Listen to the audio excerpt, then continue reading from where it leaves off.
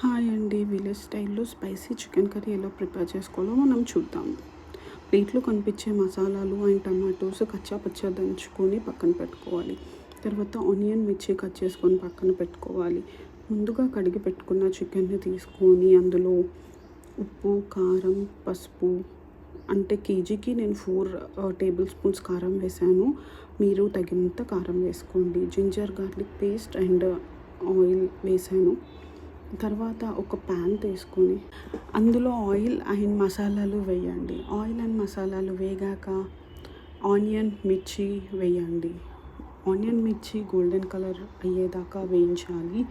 ఆ తర్వాత కరివేపాకు వేయండి. కరివేపాకు కూడా వేగాక అన్నీ గోల్డెన్ బ్రౌన్ కలర్ అయ్యాక పసుపు వేయండి. పసుపు వేగాక ముందుగా పక్కన పెట్టుకున్న మ్యాగ్నేట్ చేసిన చికెన్ని వేయండి. చికెన్ని వేసి బాగా కలిపి 20 మినిట్స్ మీడియం ఫ్లేమ్లో ఉడకనివ్వండి. 20 మినిట్స్ మీడియం ఫ్లేమ్లో ఉడికాక అది 30-40% చికెన్ ప్రిపేర్ అవుతుంది. తర్వాత ముందుగా ప్రిపేర్ చేసుకున్న మసాలా, టమాటో ప్యూరీని వేయండి. వేసాక కలిపి ఒక 10 మినిట్స్ మళ్ళీ మూత పెట్టి ఉడకనివ్వండి మీడియం ఫ్లేమ్లో.